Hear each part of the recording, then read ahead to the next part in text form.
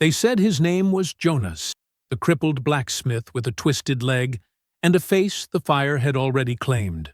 To the white folks of Beauregard Plantation, he was harmless, slow, broken, but iron remembers the hands that shape it, and Jonas's hands had built every chain that bound his people. The night the master, Silas Beauregard, made him sing for drunken guests and pressed his hand into the forge, something inside him snapped. Before the laughter stopped echoing, the master's skull met the same iron that once made his fortune. By dawn, the house was silent. By dusk, the fields burned, and every soul on that land learned what happens when a man who's been broken too long decides to break everything back. Some say Jonas died in that fire. Others swear they still hear the hammer ringing in the ashes. Because once a slave learns to crush a master's head, no plantation, no kingdom, no chain ever stands whole again. Before we go any further, comment where in the world you are watching from and make sure to subscribe, because tomorrow's story is one you don't want to miss. The iron glowed red-hot in the forge as Jonas worked, the familiar rhythm of hammer and anvil, a comfort in a world that offered few. The metal screamed with each strike, bending to his will despite his mangled hands. Sweat rolled down his burned face, catching in the deep scars that twisted his once handsome features into a permanent grimace. "Steady now, Caleb," he murmured to the boy beside him. "You want to hit it? Just so." Caleb nodded eagerly, his young face bright with concentration. At 17, the boy moved with the nervous energy of youth, but his hands were already growing steady with the tools. Unlike Jonas, his skin remained unmarked by punishment, his back straight, his eyes clear. "Like this, Jonas." Caleb struck the metal with careful precision. "Good. Better than yesterday." Jonas allowed himself the ghost of a smile. Teaching the boy was the only joy left to him after 15 years at the Beauregard Plantation. The morning light filtered through cracks in the wooden walls, casting long shadows across the dirt floor of the forge. Outside, the plantation was waking. Roosters crowing, slaves shuffling toward the fields, the overseer's voice already rising in anger. Jonas had not always been broken. Born on a smaller farm to the north, he had shown skill with metal as a child. When he was sold to Silas Beauregard at 16, he was strong, tall, and proud of his craft. The master had praised his work, called him valuable, until the day everything changed. "Tell me again, what happened to your leg?" Caleb said, pumping the bellows to stoke the fire. The boy often asked for stories, hungry for connection to a past before chains. Jonas grimaced, leaning heavily on his good leg. The left one, twisted and malformed, bore his weight awkwardly. "You know the story." "I like hearing it," Caleb insisted. "The others say it makes them brave." Jonas sighed, hammering with more force. 8 years ago, a field boy, couldn't have been more than 10, dropped his basket of cotton. Mr. Crane, the overseer, raised his whip. I stepped between them. He paused, the memory still sharp as a knife. "Master Silas didn't like that. Said I needed to remember my place. So he broke your leg," Caleb finished, his voice dropping to a whisper. "Had 3 men hold me down while he used an iron rod. Said a blacksmith only needs hands, not legs." Jonas's voice remained flat, emotionless. "Let it heal wrong on purpose. Said watching me limp would remind everyone what happens when slaves forget their station." Caleb glanced at Jonas's scarred face. "And your face?" Jonas touched the puckered skin reflexively. His right eye, clouded and nearly blind, seemed to stare at nothing. "That came later. Master Silas claimed I was making tools too fine, taking too much pride. Said pride was a sin in slaves." He turned back to the forge. "Had his son Thomas hold my face near the coals. Called it an accident. Said it would remind me to keep my eyes low." The shed fell silent, except for the crackling of the fire and the steady rhythm of metal on metal. Caleb's expression darkened, but he knew better than to speak his thoughts aloud. The door to the forge swung open with a crash. Thomas Beauregard stood framed in the doorway, sunlight catching the gold buttons of his waistcoat. At 25, the master's son had already earned a reputation for casual cruelty that sometimes exceeded even his father's. "Still telling your sob stories, Jonas?"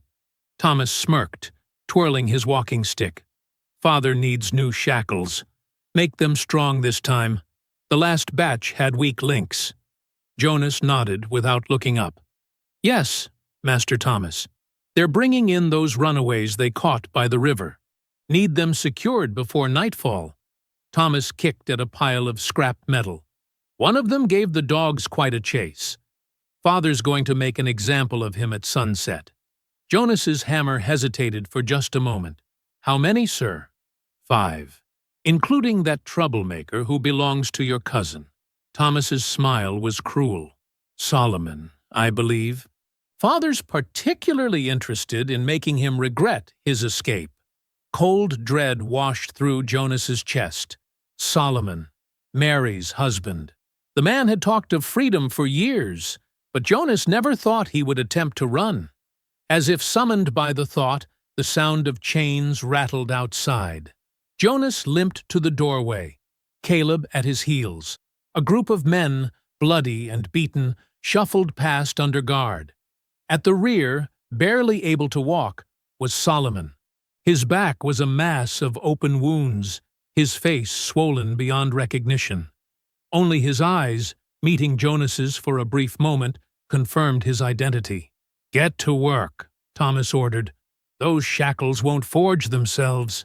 When the door closed behind him, Jonas stood motionless, his one good eye fixed on the fire.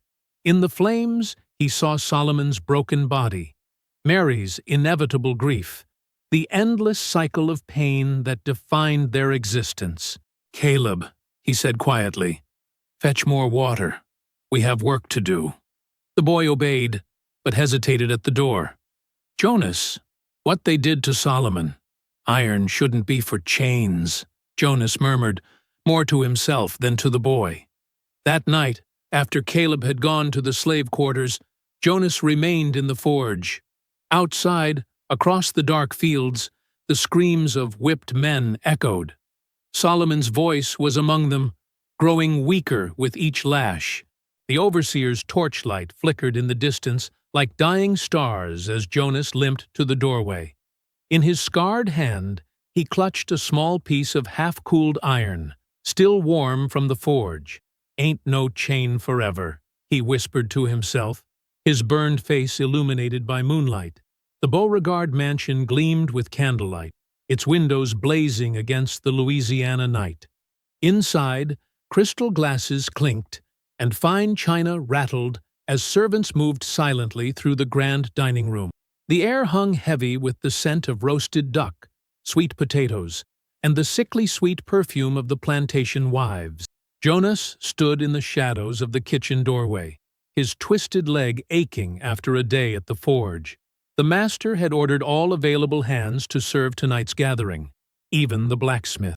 He kept his scarred face turned slightly away, his one good eye fixed on the floor as he balanced a silver tray of wine glasses. "More wine for Mr. Thornton," whispered Bess, the head house slave, nudging Jonas forward. "Don't spill nothing, and don't look nobody in the eye." Jonas nodded, limping toward the table where Master Silas sat at the head, already flushed with drink. Around him sat 5 neighboring planters with their wives, all dressed in finery that cost more than any slave would see in a lifetime. "I tell you, gentlemen," Silas was saying, his voice booming across the table, "cotton may be king, but discipline is what keeps the kingdom running." He pounded the table for emphasis, making the silverware jump. "Here, here," called Mr. Thornton, holding up his empty glass as Jonas approached. "Though I find your methods remarkably gentle, Beauregard. 3 lashes for tardiness? On my property, it's 5 at minimum." Jonas carefully poured the wine, keeping his eyes down. His hand trembled slightly, remembering the screams from the previous night. Solomon had survived his punishment, but Mary had been inconsolable when they carried him back to the slave quarters. "Papa believes in efficiency," Thomas Beauregard chimed in from his father's right. "Why waste time with excessive whipping when there's work to be done?" The guests chuckled appreciatively. Jonas began to retreat, but as he turned, Silas's hand shot out, gripping his wrist with surprising strength. "Speaking of efficiency," Silas slurred, his eyes glassy with alcohol, "I want to show you something remarkable, a true testament to proper slave management." Jonas's heart pounded against his ribs as Silas stood unsteadily, still gripping his arm. "This creature here," Silas announced, pulling Jonas into the light, "was once a troublemaker. Thought himself above his station. Look at him now. Face burned, leg broken, but still useful at the forge." The guests turned to stare. Jonas felt their eyes crawling over his scars, his twisted limb, his down-turned face. "Fascinating," murmured Mrs. Thornton, examining Jonas through her lorgnette as if he were a peculiar insect. "And he can still work?" "Work? He's my finest blacksmith," Silas declared proudly. "Tell them, boy, tell them how grateful you are for my mercy." Jonas remained silent, his mouth dry as cotton. Silas's grip tightened painfully. "I said speak, boy." "I am grateful, master," Jonas said softly, the words tasting like ash. "He can even sing," Silas continued, dragging Jonas toward the center of the room. "Show them, Jonas. Sing that hymn you know, the one about salvation." The dining room fell silent. Jonas stood awkwardly in the center, acutely aware of his dirty hands, his sweat-stained shirt, his twisted body among all this finery. Jonas hesitated, shame burning hotter than any forge fire. "Sing," Silas commanded, his voice cracking like a whip. In a low, trembling voice, Jonas began, "Amazing grace, how sweet the sound that saved a wretch like me." "Louder," Silas barked, "and walk around so everyone can see my miracle slave, the cripple who still earns his keep." Jonas forced himself to take a step, his bad leg dragging painfully across the polished floor. "I once was lost, but now am found." The guests began to laugh, first Thomas, then the others. The sound surrounded Jonas like a swarm of insects as he limped in a shameful circle, his voice cracking. "See how pain builds character?" Silas boasted, his face red with drink and excitement. "When I found him defending a worthless field hand, I knew he needed to learn his place. Breaking his leg taught him humility." "And his face?" inquired Mr. Thornton, leaning forward with morbid fascination. "Ah, that came later." Silas waved dismissively. He was taking too much pride in his work. A slave's hands make chains, not art. Jonas's singing faltered as Silas stumbled toward the fireplace, grabbing a poker from beside the hearth. "Ain't no man in you, boy. Just twisted iron," Silas taunted, prodding Jonas's chest with the poker. When Jonas stepped back, Silas struck him across the shoulders. "Don't you dare stop singing." Jonas stumbled, nearly falling. The guests' laughter grew louder as he struggled to regain his balance. "Sometimes," Silas announced, gesturing grandly, "they need reminding of their place." He seized Jonas's wrist and began dragging him toward the fire burning in the great stone hearth at the end of the dining room. "Silas, perhaps that's enough entertainment," Mrs. Beauregard suggested weakly from her end of the table. "Nonsense!" Silas roared. "I'm demonstrating proper management techniques." He yanked Jonas's arm forward, pressing his hand toward the flames. "This is how pain builds obedience." Jonas tried to pull away, but Silas's grip was iron. His scarred palm touched the edge of the hearth, then was forced closer to the flames. The smell of burning flesh filled the room as Jonas's hand pressed against hot metal. Jonas screamed, a sound torn from deep inside him, from a place that had been silent for years. The pain was blinding, familiar, and something inside him finally broke. The laughter around him echoed like thunder. Through tears of pain, Jonas saw the tongs lying beside the fireplace, their ends glowing red from the fire. With his free hand, Jonas grabbed the tongs. In one fluid motion, faster than anyone could have expected from a crippled man, he swung them upward with all his strength. The glowing metal connected with Silas Beauregard's temple with a sickening crack. The master's skull gave way like an eggshell. Blood, and worse, splattered across the fine white tablecloth, across the faces of the stunned guests.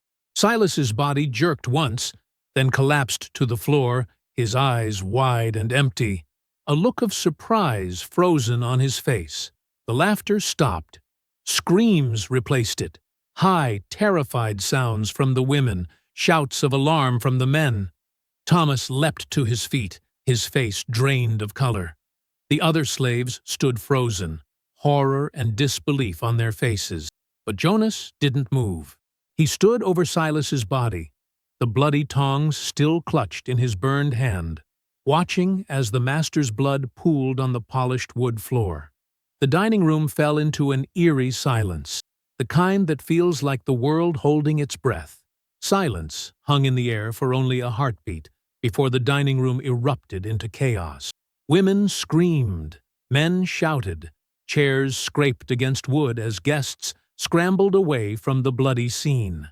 Jonas stood frozen, the bloody tongs still clutched in his trembling hand, his mind struggling to grasp what he had done.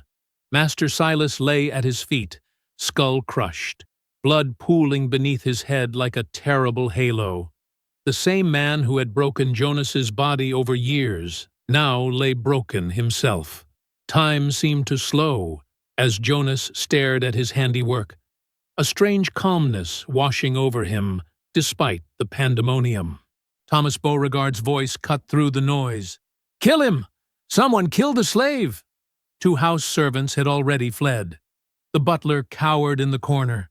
Only Jonas remained still, as if waiting for his punishment. "Run!" The voice, young and desperate, broke through Jonas's trance. He turned to see Caleb in the kitchen doorway, eyes wide with terror. "Run, Jonas!" Instead of fleeing, Jonas bent down and grabbed Silas's ankles. With strength he didn't know he still possessed, he began dragging the master's body across the polished floor, leaving a trail of crimson behind. "Stop him!" Thomas shrieked. But fear had paralyzed the room. No one moved as Jonas pulled the corpse through the kitchen and out the back door. The night air hit Jonas's face, cool against his burning skin. Stars glittered overhead, indifferent to the horror below. With grim determination, Jonas dragged Silas's body across the yard, his bad leg screaming in pain with each step. The weight was immense, but hatred made him strong. He headed for the only place that made sense, the forge, his prison, his home. The coals still glowed red in the darkness of the smithy. Jonas heaved Silas's body up with one mighty effort, muscles straining, and rolled it directly onto the bed of embers. The fire hissed as it met cloth and flesh, sparks flying upward like angry fireflies. Jonas grabbed the bellows and pumped, bringing the flames higher. Silas's fine clothes blackened and curled. His hair caught fire with a sudden whoosh. The smell was terrible, burning meat and fat. Nothing like the clean scent of hot iron Jonas knew so well. Behind him, footsteps approached. Jonas turned, ready to fight, but found faces he knew. Field hands, house servants, stable boys, they gathered at the forge's entrance, drawn by some invisible current to witness the unthinkable. "He's burning the master," someone whispered in disbelief. The body in the forge crackled and popped. Flames licked around what had once been Silas Beauregard, devouring him bit by bit. "Ain't no turning back now," Jonas said, his voice surprisingly steady. "Not for any of us." A commotion from the main house told Jonas that Thomas and the guests had recovered enough to organize a response. They had minutes, perhaps seconds. "The guns," Jonas said, turning to the strongest men. "We need the guns from the armory." 5 men nodded and disappeared into the night. Jonas looked at the others, their faces illuminated by the unholy fire of their master's funeral pyre. "Anyone who wants to run, run now," Jonas told them. "What's coming ain't gonna be easy." Not a single person moved. The men returned moments later, breathless. "Overseer Crane and his boy are guarding the armory," one reported. "They got rifles." "How many?" Jonas asked. "Just the 2. Jonas nodded, thinking fast. "Isaiah, take 4 men. Circle behind them. Make noise from the cotton shed. The rest of us will come from the front when they look away." The plan worked better than he could have hoped. When Crane turned toward the distraction, Jonas and 7 others rushed him from behind. The struggle was brief but violent. Minutes later, both overseers were bound and locked inside the wooden barn, their shouts muffled by the thick doors. The armory yielded 6 rifles, 3 pistols, and ammunition. Jonas distributed them to those who knew how to shoot. More slaves continued to arrive from the quarters, word spreading like wildfire through the dark cabins. Mary pushed through the crowd, her face streaked with tears, eyes wild with fear. She grabbed Jonas's arm, her fingers digging into his flesh. "What have you done?" she whispered. "They'll kill us all. Every white man in the parish will come for our blood." Jonas looked at his cousin, at the woman who had bandaged his wounds after every beating, who had kept him alive with stolen food when the master had ordered him starved. "Then let 'em come," he replied, his burned face set like stone. "I built this hell once. I can tear it down." More slaves arrived with each passing minute, moving through the darkness like shadows coming to life. Over 80 people now stood in the yard, their faces showing a mix of terror, disbelief, and something new: hope. "The branding irons," someone called out.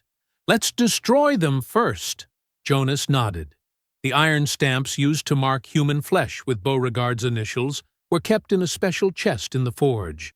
2 women grabbed them and threw them into the heart of the fire, where Silas's remains still smoldered. "The chains next," Jonas ordered. They moved together to the storage shed, where shackles, manacles, and neck collars were kept. The door splintered under their combined strength. Inside, iron restraints hung on the walls like trophies. Jonas grabbed an axe from the tool rack and swung it against the lock on a chest of leg irons. The metal broke with a satisfying crack. Soon everyone was destroying something, ripping, breaking, burning the tools of their bondage. The sounds of liberation echoed across the plantation grounds. As the eastern sky began to lighten, Jonas limped up the steps of the main house. Behind him, the forge fire still blazed. Silas now nothing but ash and bone fragments. The grand plantation flag, blue with Beauregard's coat of arms, hung limply from its pole. Jonas tore it down with one strong pull. The fabric ripped in his hands, and the crowd behind him cheered. Standing on the veranda where Silas had once surveyed his human property, Jonas turned to face the gathering. The first rays of dawn illuminated his scarred face, making his single good eye gleam with fierce light. Behind him, flames from the forge painted the sky orange. "This ground don't belong to no man anymore," he declared, his deep voice carrying across the yard. A cheer erupted from the crowd, a sound of joy mixed with fear and defiance. For the first time in generations, they stood not as slaves, but as free people. But even as they celebrated, Mary pointed to the horizon. Beyond the fields, beyond the road that led to town, dark smoke rose against the pink dawn sky. 3 distinct columns of black. The militia's signal. Passed from plantation to plantation. Word was spreading. The war had begun. Morning light crept across the Beauregard plantation like a hesitant visitor. Fields that should have been bustling with forced labor lay empty and still. Broken tools scattered the ground where they'd been dropped in the night's excitement. Small fires still smoldered here and there, sending thin wisps of smoke into the cloudless sky. Jonas stood on the veranda, surveying what they had claimed. The silence felt strange. No overseer's whip, no shouted orders, no shuffling of chained feet.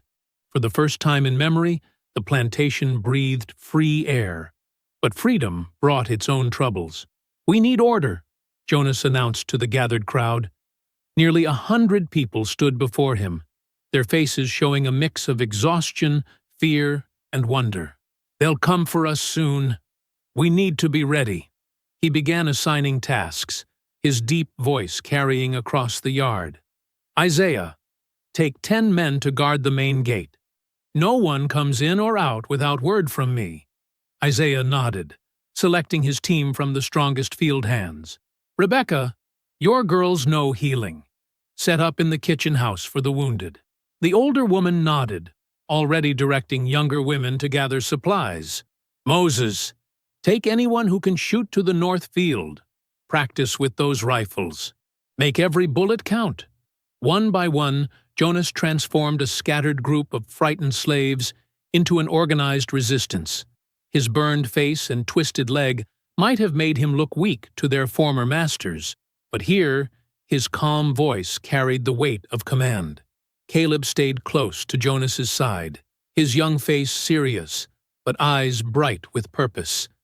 Together they returned to the forge, the place where it all began. "We need weapons," Jonas said, looking around at the tools of his trade. "Not just the few guns we got." Caleb nodded, understanding immediately. "We can fix these." He held up a scythe, its curved blade gleaming. "Make it straighter, sharper." Jonas smiled, a rare sight on his scarred face. "That's right. And these." He pointed to a rack of hoes. "Cut 'em down. Make spear points." For the next hours, the forge blazed hotter than ever. Jonas worked despite his burned hands, reshaping farm tools into instruments of war. The rhythmic sound of hammers striking iron filled the air. A sound of creation, not subjugation. Field hoes became sharp-edged spears. Scythes were straightened into wicked blades. Pitchforks gained barbed tips. Even the women's kitchen knives were gathered and bound to wooden poles. "We gonna need more than weapons," Jonas told Caleb as they worked. "Need to make this place hard to take." Between weapon-making, Jonas directed teams to fortify the plantation.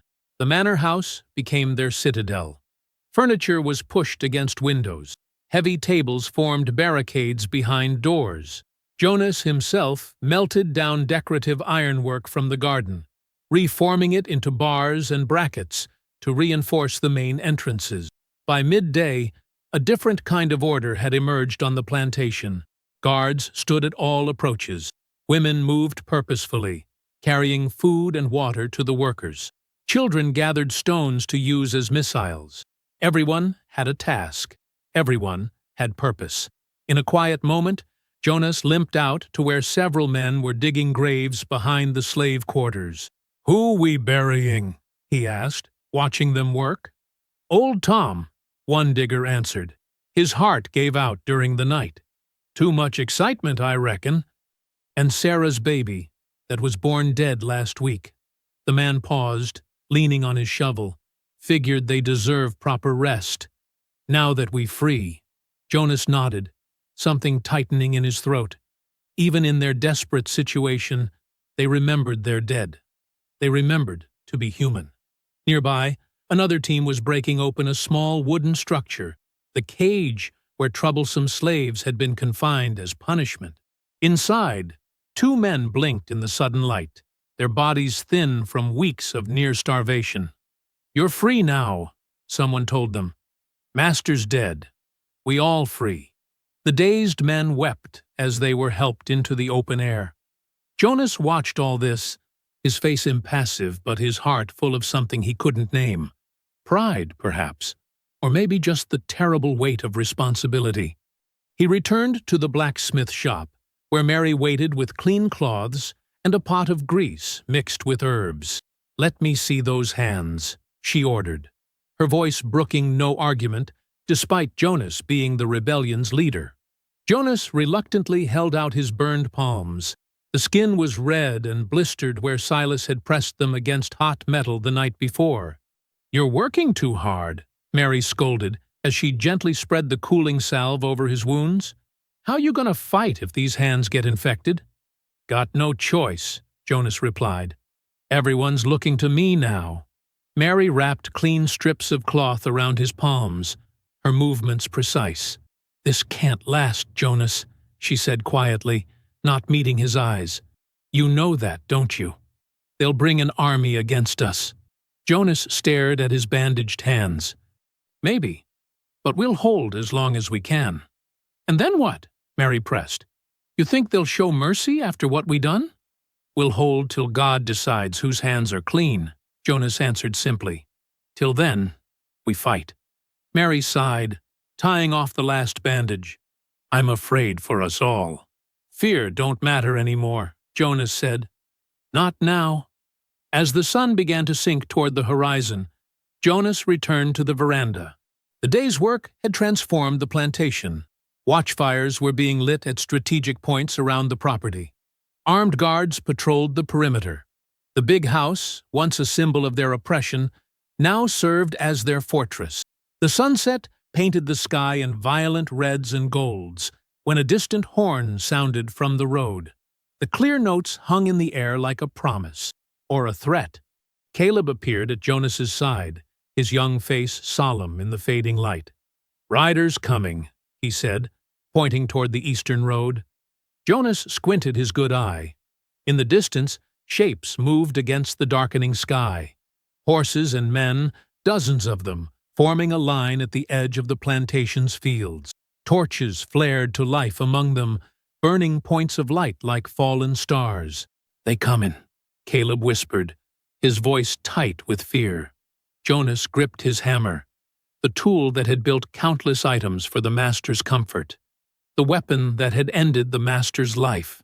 The iron felt warm in his bandaged hand, alive somehow, as if it remembered everything it had ever been part of. "Then we'll show 'em what iron remembers," Jonas said, his voice steady as the approaching night. Night fell hard across Beauregard Plantation. A blood-red moon hung low over the swamp, casting crimson shadows through the cypress trees. The air felt thick with moisture and fear. Jonas moved through the fields with 10 men, each carrying tools repurposed for war. Their shadows stretched long across the ground as they prepared what defenses they could. "Dig these holes here," Jonas instructed, marking spots along the main approach road. "Make 'em deep enough to break a horse's leg." The men worked silently, shovels cutting into the soft earth. In other places, they drove sharpened stakes at angles that would impale charging horses. Jonas himself supervised the placement of tripwires woven from cotton thread and slave chains, nearly invisible in the darkness. "When they come," Jonas told his men, "they'll expect us to fight like field hands, but we ain't just that anymore." Near the fence line, Caleb helped string broken glass along the top of posts. "You think they'll attack tonight?" he asked, his young voice steady despite the tremor in his hands. Jonas looked toward the distant torches beyond their boundaries. "Tonight? Tomorrow? Don't matter when. They coming!" In the shallow ditches that bordered the property, Jonas had men pour lamp oil and forge grease, ready to be lit if attackers tried to cross. Everything that could burn or maim had been repurposed for defense. The red moon climbed higher as they finished their work. From this hill, Jonas could see the entire plantation spread before him. Fields they had worked under the lash, now transformed into a battlefield of their making. "Back to the house," Jonas finally ordered. "Rest while you can." As they trudged back toward the main buildings, a horn sounded in the distance. Then another. The militia was moving. Jonas quickened his pace, his twisted leg dragging through the dirt. By the time they reached the veranda, riders had appeared at the edge of the property, torches held high, illuminating grim faces beneath wide-brimmed hats. At their head rode a figure Jonas recognized immediately. Thomas Beauregard sat tall on his father's favorite stallion, wrapped in Silas's blood-stained coat. Even at this distance, the dark stains were visible on the fine fabric, testament to his father's violent end. Beside Thomas rode a tall, gaunt man in black, his pale face severe in the torchlight, a Bible clutched in one hand, a pistol in the other. This would be the preacher they'd heard rumors of, a man who followed militia groups to bless their violence. "Who's that skinny one?" Caleb whispered. "Don't know," Jonas answered, "but he ain't here for prayer." They watched as the militia dismounted on the hill overlooking the plantation. Some men drove a large wooden cross into the ground, while others doused it with oil. When they set it ablaze, the flames shot skyward, casting demonic light across the assembled forces. The gaunt preacher stepped forward, his voice carrying across the fields with unnatural strength.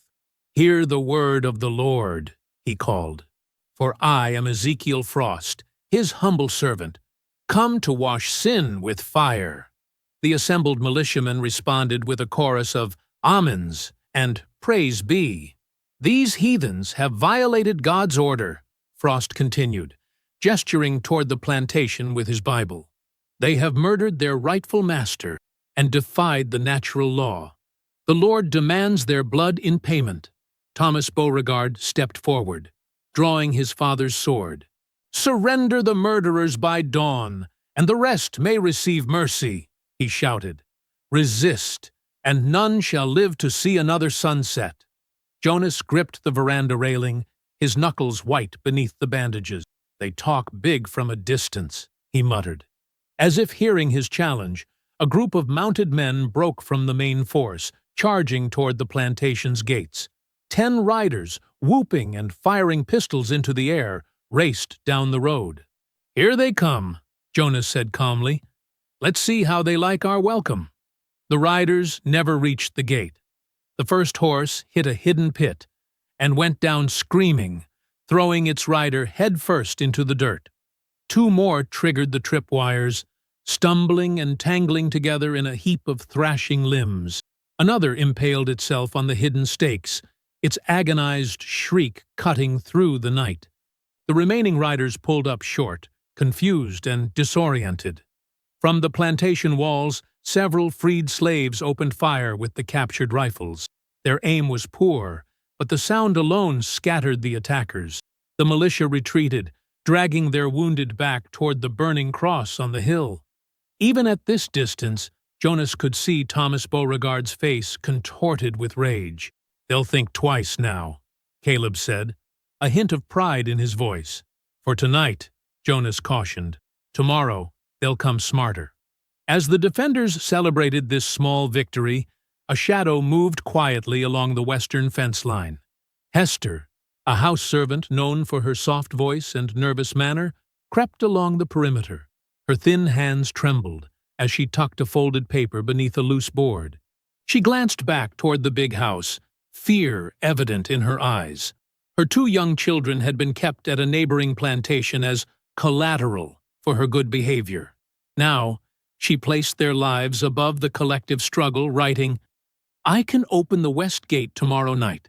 Spare my babies. They innocent." Her betrayal complete, Hester slipped back toward the house, tears streaming down her weathered face. Hours later, with the plantation quiet under watchful guards, Jonas sat alone by his forge. He had built this fire pit with his own hands years ago, forced to create the tools of his own bondage.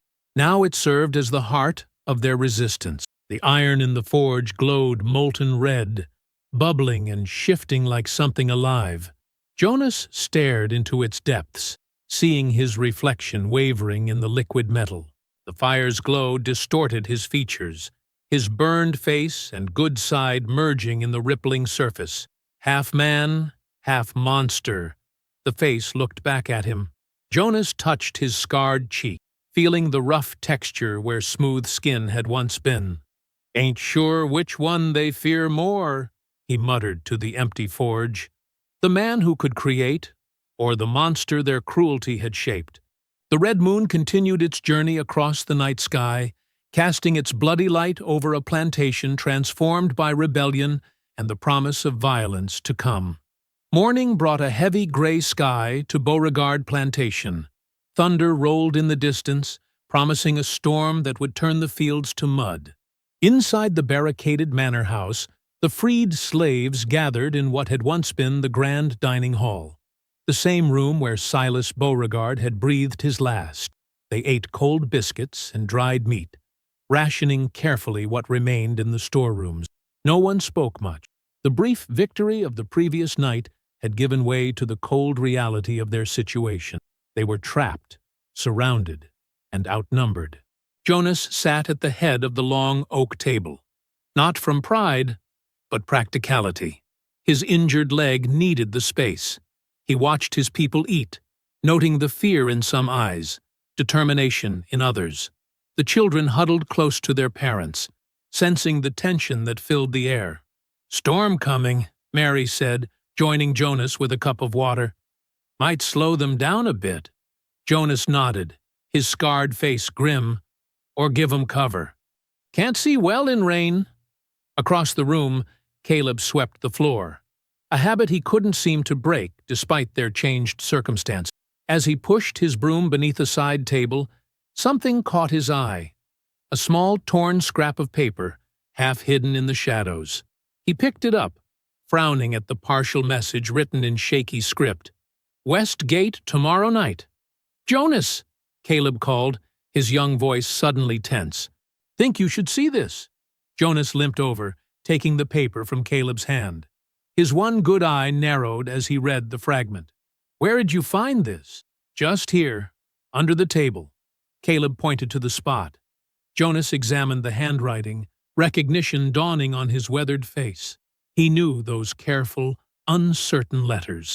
"Find Hester," he said quietly. "Bring her here." Caleb hurried away while Jonas stood motionless, the paper fragment crushing in his grip. When Caleb returned with Hester, the thin woman's eyes immediately fixed on the paper in Jonas's hand.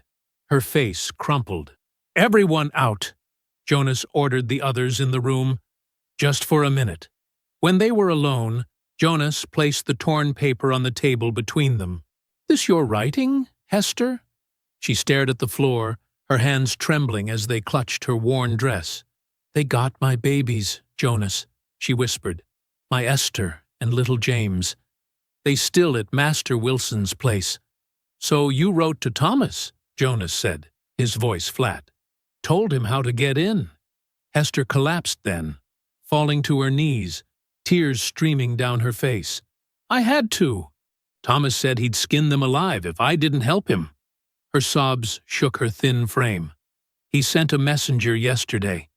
Said if I open the west gate tonight my children live. If not..." She couldn't finish. Jonas stood over her, his scarred face unreadable. The rage inside him wanted punishment, wanted to make an example. But beneath that rage was something else. Understanding. He'd seen too many families torn apart not to know what drove her.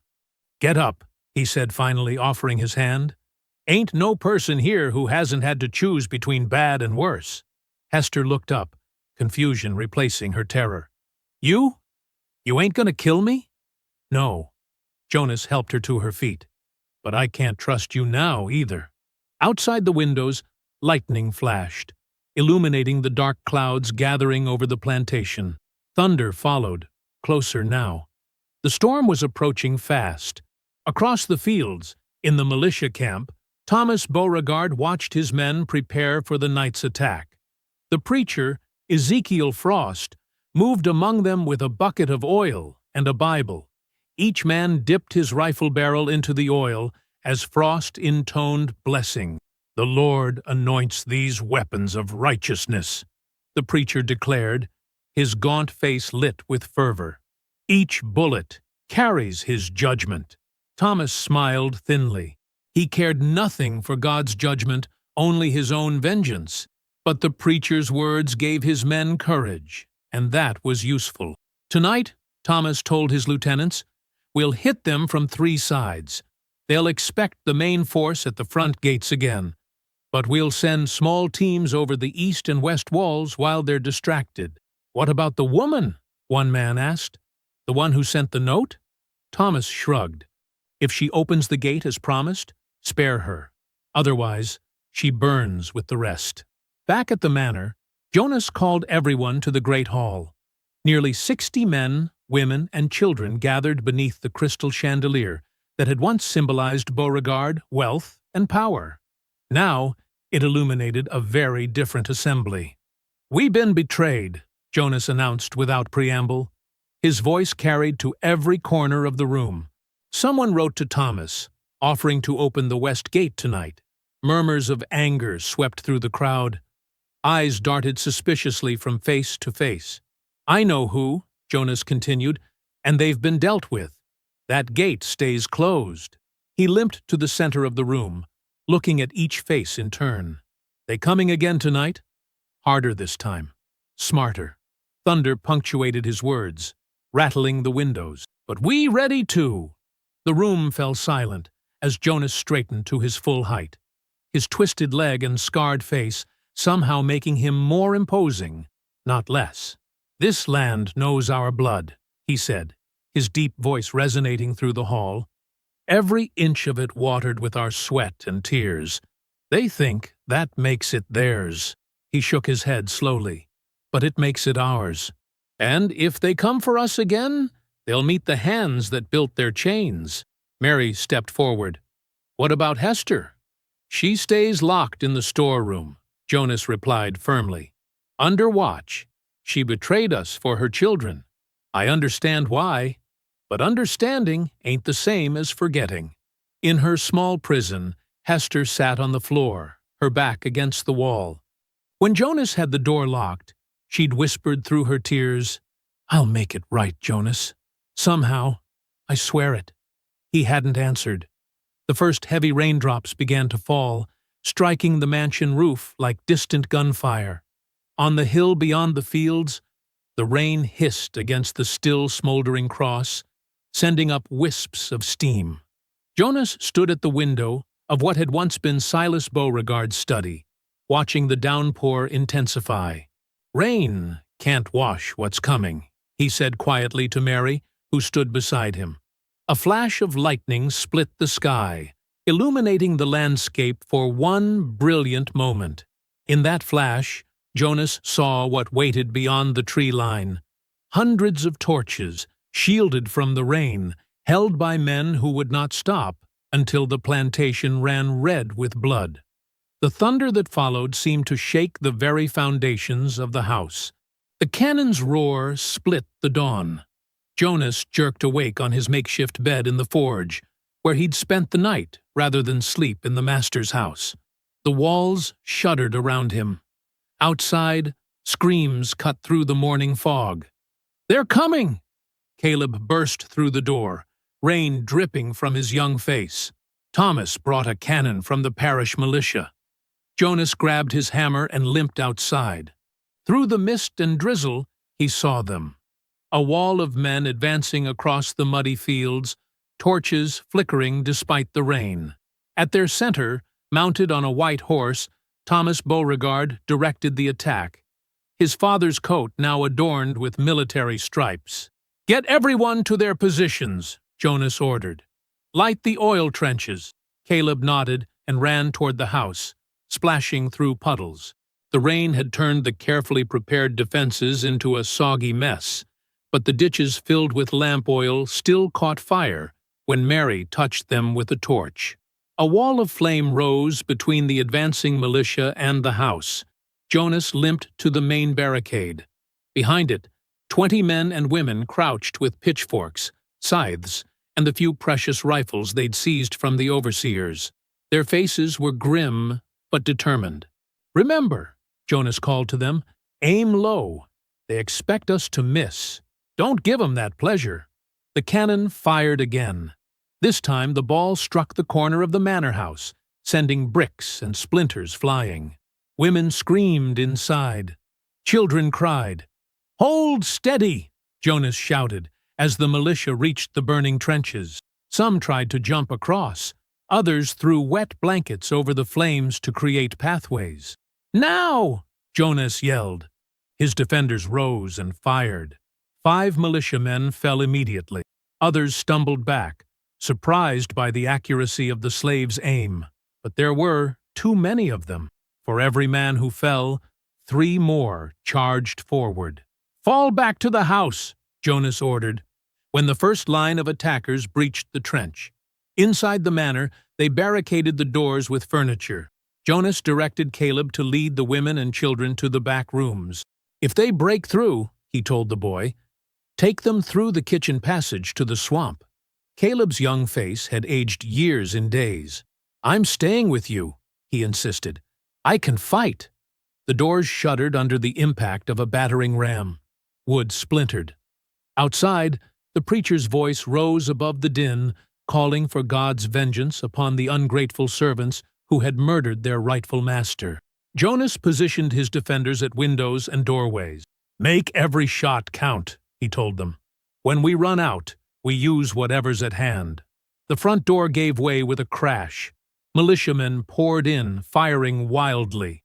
Jonas's people answered with their own volley. Bodies fell on both sides. Through the chaos, Jonas glimpsed Thomas directing men toward the staircase. "He's looking for me," Jonas realized. Good. The battle for the house became a room-by-room struggle. The defenders retreated slowly, fighting for every inch. Bullets ran out quickly. Soon they were wielding chair legs, fireplace tools, kitchen knives. Jonas found himself defending the main hall with Caleb and 3 others. The boy had proven himself fearless, darting forward to strike with a broken chair leg, then ducking back before the militiamen could grab him. "You got a warrior's heart," Jonas told him during a brief lull. Caleb grinned, blood streaking his face from a cut above his eye. "Learned from the best." The militia surged forward again. A shot rang out. Caleb jerked backward, a look of surprise crossing his face as a red stain spread across his chest. "No!" Jonas caught him as he fell. He dragged the boy behind an overturned table as bullets splintered the wood around them. Caleb's breathing came in short gasps, his eyes, wide and frightened, fixed on Jonas's face. "Hurts," he whispered. "I know, boy, I know." Jonas cradled him, feeling the warm blood soak through his shirt. Caleb's hand clutched at Jonas's arm. "We made 'em bleed, didn't we?" His voice was barely audible. "We sure did," Jonas said, his throat tight. "They'll remember us, forever." A smile flickered across Caleb's young face. Then the light faded from his eyes, and his body went still. Jonas felt something break inside him. He laid Caleb's body gently on the floor and stood, hammer in hand.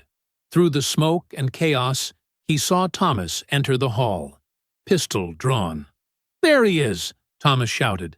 "The animal who murdered my father!" Jonas moved forward, ignoring the guns aimed at him. His focus narrowed to Thomas's face, the same cruel eyes as Silas, the same thin-lipped smile. "You're right," Jonas called back. "I killed your father." He raised his hammer. "And now I'm going to finish the family." Thomas fired. The bullet grazed Jonas's shoulder, but he barely felt it. He charged forward with surprising speed despite his twisted leg. Before Thomas could reload, Jonas was upon him. They crashed to the floor together. Thomas was younger, stronger, but Jonas fought with the rage of a lifetime of suffering. They rolled across the wooden boards, now slick with blood. Thomas clawed at Jonas's face, reopening old scars. Jonas smashed his fist into Thomas's teeth. Around them, the house was beginning to burn. Militia torches had set curtains ablaze, and the fire spread quickly through the dry wood. Jonas pinned Thomas beneath him finally. The master's son spat blood into Jonas's face. "You'll all burn in hell for this," he hissed. Jonas raised his hammer, the same tool that had ended Silas Beauregard's life. "You first!" and brought it down with all his strength. Thomas's skull gave way with a sickening crack. His body twitched once, then went still. Jonas stood shakily, looking around at the burning house. Most of his people had already fled or fallen. Through the smoke, he saw Hester leading a group of children toward the back door, including two he didn't recognize. Her own, he realized, somehow freed in the chaos. She paused when she saw him. "Come with us," she called. "There's still time." Jonas shook his head. "This fire's ours," he called back. "Not theirs." He gestured to the militia dead. "Let 'em burn in what they started." The ceiling beams groaned overhead. Hester hesitated, then nodded once, before disappearing with the children. Jonas limped back to his forge as the main house collapsed behind him. The militia was still outside, still firing, but they were focused on fleeing slaves, not the crippled blacksmith they assumed would die in the flames. Inside the small stone building, Jonas closed the heavy door and barred it. The forge still glowed red, as it had every day of his captive life. He placed his hammer on the anvil and struck it one last time. The clear ring of metal on metal, the sound of his craft, his dignity, echoed through the small space. As the roof began to cave in, Jonas closed his eyes. Fire engulfed everything. The plantation that had been built on pain was returning to dust. 2 days after the battle, militiamen picked through the smoking ruins of what had once been the Beauregard Plantation. Their boots crunched on charred wood and broken glass. The grand house was gone, collapsed into a heap of blackened timbers. Only the stone chimney remained standing, a lone sentinel above the devastation. Ezekiel Frost walked among them, his black coat flapping in the wind. The preacher's face was solemn, but his eyes gleamed with a strange satisfaction as he surveyed the destruction. "The wrath of God," he proclaimed, lifting his arms to the gray sky. "The Lord's judgment falls on those who defy natural order. These slaves brought hellfire upon themselves." The militiamen nodded, though many looked uneasy. They had lost 15 of their own in the battle. Thomas Beauregard's body had been found beneath a fallen beam, his skull crushed. No one mentioned how the master and son had died the same way. "What about the blacksmith?" one of the men asked. "The cripple who started it all?" "Find me his bones," Frost commanded. "Let us display them as warning to others who might harbor similar rebellious thoughts." But though they searched carefully through the ashes, they could find no trace of Jonas that they could identify with certainty. The forge had burned hottest of all, its stone walls cracked from the intense heat, the roof completely gone. Inside, they found only the twisted remains of tools and what might have been human remains, but nothing they could say for sure was the blacksmith.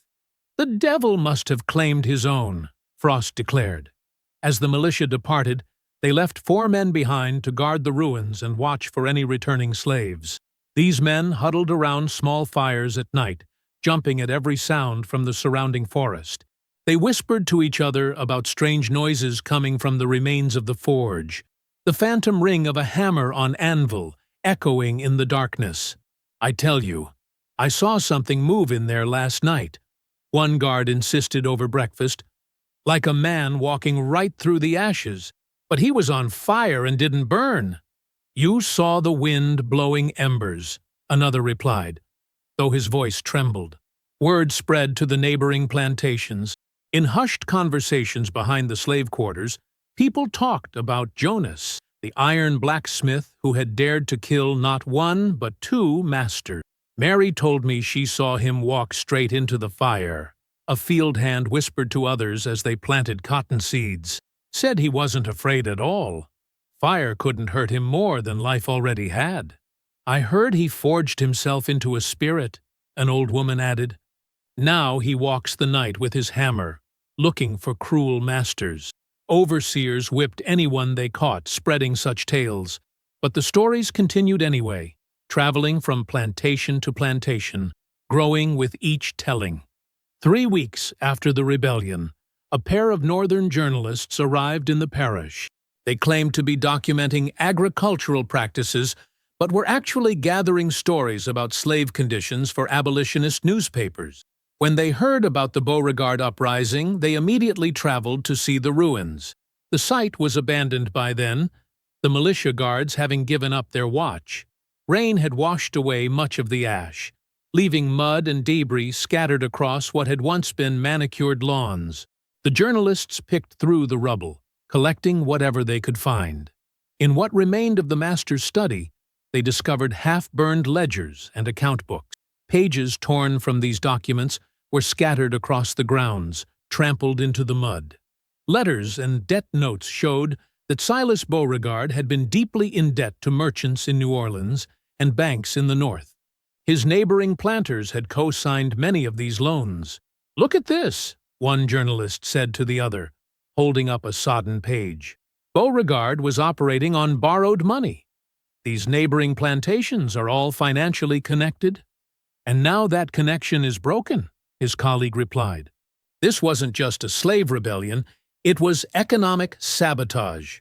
Their article, published a month later in several northern newspapers, called the incident the Beauregard Massacre, and described it as the spark that woke the fields. Southern papers denounced it as abolitionist propaganda, but couldn't entirely suppress the story. Meanwhile, Mary and 23 other survivors had made their way north through swamps and forests.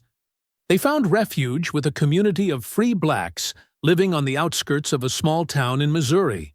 There, they kept to themselves, always watching for slave catchers or bounty hunters. One evening, as summer faded into fall, Mary sat by a campfire with several children gathered around her. Some were from the Beauregard Plantation. Others belonged to the community that had taken them in. All listened with wide eyes as she told the story of the rebellion. "Jonas wasn't always bent and scarred," she told them, her voice low and rhythmic in the firelight. "Once he was strong and stood tall as any man. But Master Beauregard couldn't stand seeing pride in a slave's eyes, so he broke Jonas's leg and burned his face." The children leaned closer as she continued. "But breaking his body just set his spirit free. All those years at the forge, hammering iron into chains, Jonas was really learning how strong he was inside." She described the night of the killing, the days of freedom, and finally, the battle. The youngest children covered their eyes when she spoke of the fire, but they wouldn't let her stop. When the house was burning all around him, Jonas wouldn't run, Mary said. He walked back to his forge like a man going home after a long day's work. They say the last thing anyone heard was the sound of his hammer hitting the anvil one final time. A small boy, no more than 6 years old, looked up at her with serious eyes. "Did he die?" he asked. Mary gazed into the campfire, watching the flames dance and spark in the growing darkness. For a moment, she could almost see Jonas's face in the fire, peaceful at last.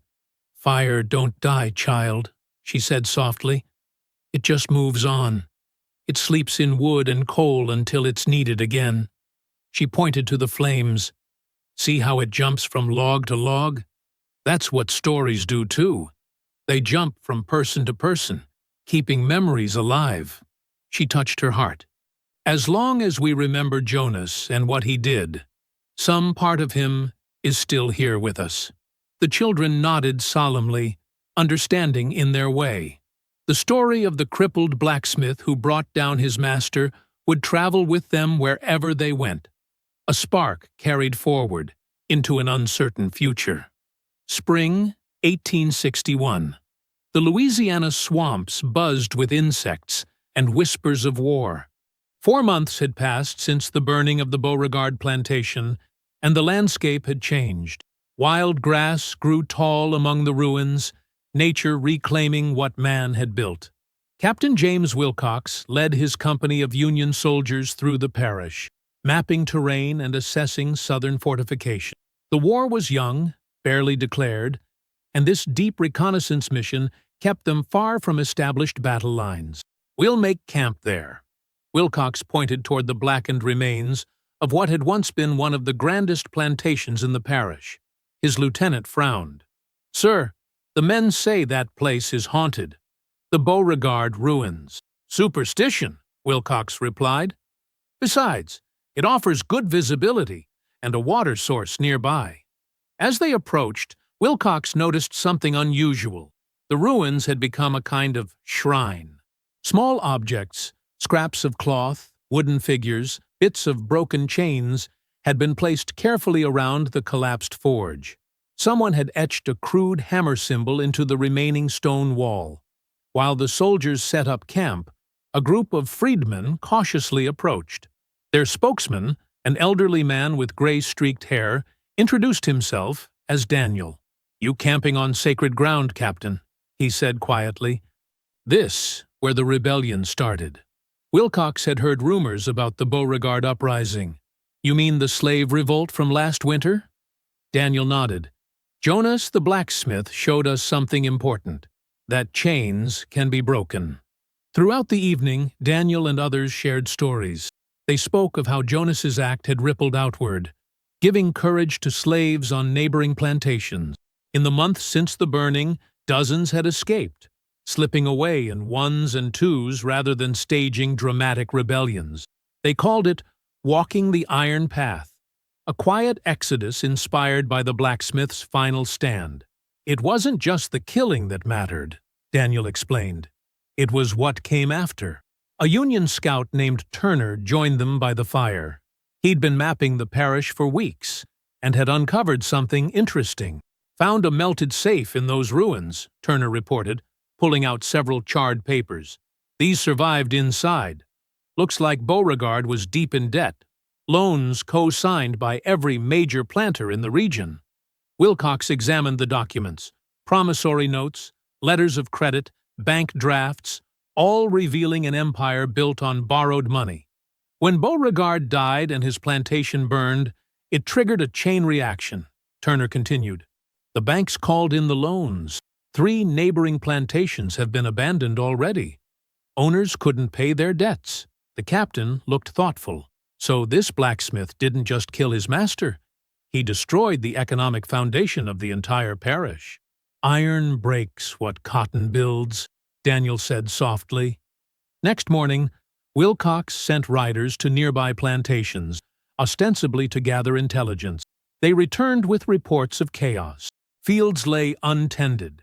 House servants had vanished overnight. The remaining overseers looked haggard, jumping at shadows. Mason plantations completely abandoned. One soldier reported. "Found the ledgers. They owed Beauregard money, and Beauregard owed the banks. When he died, it all collapsed, like pulling one stone from a wall," Wilcox mused. That afternoon, a local woman arrived at their camp. She introduced herself as Hester, her face lined with both hardship and determination. She had established a small refuge near the river, sheltering those who had escaped in Jonas's wake. "You're welcome to visit," she told Wilcox. "We help people cross to freedom." The captain was curious. "I heard you were there the night of the uprising. Is it true what they say about this blacksmith?" Hester's eyes grew distant. "I betrayed him," she admitted. "Wrote to Thomas Beauregard because they had my children. But Jonas forgave me at the end. And now? Now I tell everyone who passes through my door that freedom was forged in fire," she said. "Jonas showed us that our weakness can become strength. My children are safe now, and I tried to honor his memory by helping others." That evening, Captain Wilcox walked alone among the ruins. The setting sun cast long shadows across the broken stones. He paused at the remains of the forge, noting the strange intactness of the anvil, despite the devastation around it. As twilight settled over the land, Wilcox heard a sound, faint but distinct. A rhythmic tapping, like metal striking metal. A cold shiver ran down his spine despite the warm evening. "Who's there?" he called, hand moving to his pistol. The sound continued, a steady, measured hammering that seemed to rise from beneath the ashes. Wilcox called for his men. 6 soldiers arrived with lanterns, searching carefully through the ruins. "There's no one here, sir," the sergeant reported after a thorough check. "I heard hammering," Wilcox insisted, like a blacksmith at work. The men exchanged glances but said nothing. They searched again, moving stones and debris. In the deepest part of the forge's foundation, one soldier called out in surprise, "Captain, you should see this." Wilcox approached, taking the lantern. There, on a flat stone that had once been part of the forge's base, was the clear imprint of a hand, not carved, but seemingly burned into the stone itself. The mark was deep, as if pressed into soft clay rather than hard rock. "What could make such a mark?" a young private whispered. Daniel had followed them into the ruins. "Iron and flesh," he said quietly, "when they become one, in the fire." The soldiers grew uneasy. One made a sign of the cross. "It's just a mark," Wilcox said firmly, though he couldn't explain its presence. "Natural formation in the stone." But later, alone in his tent, the captain wrote in his journal, "The war we fight is not merely against armies, but against a system built on human bondage. Today, I witnessed how one man's resistance can undermine that system more effectively than 1,000 bayonets. The ruins of Beauregard Plantation stand as testimony that oppression carries the seeds of its own destruction. And something lingers here. Something I cannot explain but can feel in my bones, like the echo of a hammer on iron, resonating through time itself. Spring, 1866. 5 years had passed since that first Union captain camped among the ruins. The war had ended, but the work of rebuilding had only begun. Samuel wiped sweat from his brow as he cleared another pile of rubble from what had once been the Beauregard Forge. At 22, he stood tall and lean, his muscles defined from years of field work followed by his new trade as a blacksmith. He had never known Jonas personally, but the stories had shaped his life. "Careful with those stones," called Jeremiah, an elder who'd survived the plantation burning. "That ground holds memories." Samuel nodded respectfully. He'd been working for weeks to rebuild the forge, not for any master, but for the small community of freedmen who had settled nearby. The Reconstruction government had parceled the former plantation lands, and many who'd once toiled here as property now worked small plots as free farmers. "Need tools to build a life," Samuel explained when asked why he'd chosen to rebuild on this spot. "Seems right that the same fire that burned this place down should help build it back up." The sun beat down as Samuel shifted a large stone slab that had fallen during the fire. Beneath it lay something that made him pause, the remains of an anvil, remarkably intact despite the destruction around it. The metal had warped slightly from intense heat, but its shape remained unmistakable. "Jeremiah!" Samuel called. "Come see this!" As the old man approached, Samuel carefully cleared more debris. What they found sent a chill through both men. A rusted hammer lay fused to the anvil's surface, as if the metal had melted together in extreme heat. And beneath it, a skeletal hand, bones blackened, but still gripping the hammer handle. "That's him," Jeremiah whispered, removing his hat. "That's Jonas." Samuel stared in silent reverence. The bones told their own story. A man who had refused to flee, who had chosen to die with his tools in hand rather than surrender. "Should we bury him?" Samuel asked. Jeremiah considered this. "No. He chose this place.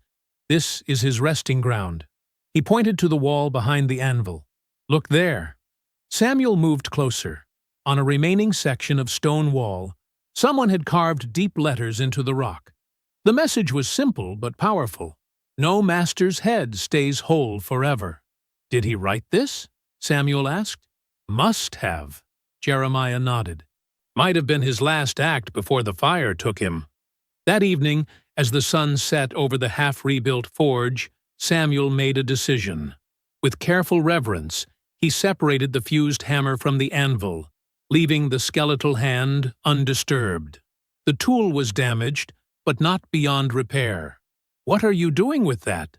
asked Mary, a woman who had once been at the uprising and now lived nearby with her children. "Giving it new life," Samuel replied, "just like he gave us." Over the next week, Samuel worked tirelessly. He repaired the hammer, replacing the charred handle with strong oak, reinforcing the head with fresh iron.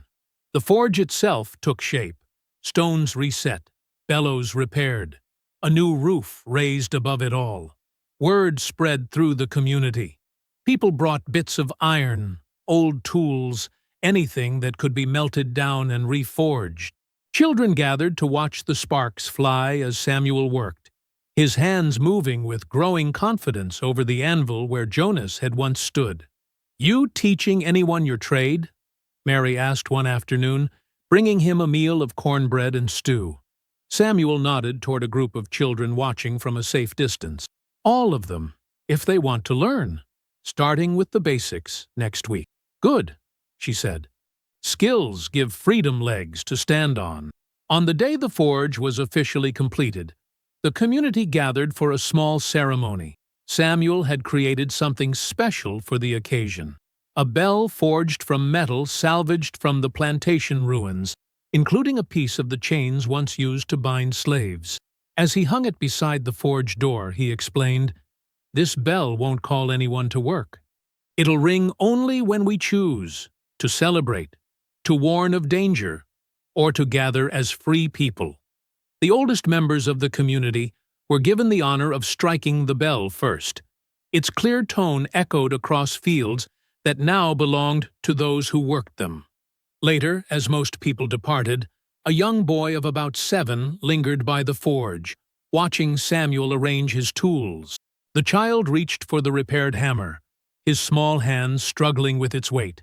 "Careful there," Samuel said, steadying the boy's grip. "That's special. Because it belonged to the man in the stories? The one who killed the master?" the child asked. Samuel considered this. "Yes, but that's not what makes it special. This hammer built the chains before it broke them. That's the lesson." He guided the boy's hands, showing him how to hold the tool properly. "This ain't a weapon. It's a memory of what was, what happened, and what we're building now." The child's face grew solemn with understanding beyond his years. "My grandpa says Jonas was still here, in the fire." Samuel smiled. "Maybe he is. Fire doesn't really die. It just waits for someone to strike the spark again." As twilight gathered, Samuel stood alone in the doorway of the rebuilt forge. Inside, the fire still glowed orange and red, casting dancing shadows. The rhythm of his work that day, metal against metal, the steady breath of the bellows, seemed to hang in the air. For a moment, Samuel could almost believe the stories, that something of Jonas remained here, not as a ghost, but as a presence embedded in the stone and iron, a legacy passed from hand to hand, like the hammer he now held. He looked down at the tool, feeling its weight and history. Then he turned to the inscription on the wall, adding his own words beneath Jonas's warning, "And free hands forge the future." The forge glowed against the gathering darkness, a beacon of creation rather than destruction. The same rhythm of iron and fire that had once forged chains now shaped tools for planting, building, and healing. In this transformation lay the true victory, not in the master's crushed skull, but in the world that rose from those ashes. I hope you found that story powerful. Leave a like on the video and subscribe so that you do not miss out on the next one. I have handpicked 2 stories for you that are even more powerful. Have a great day.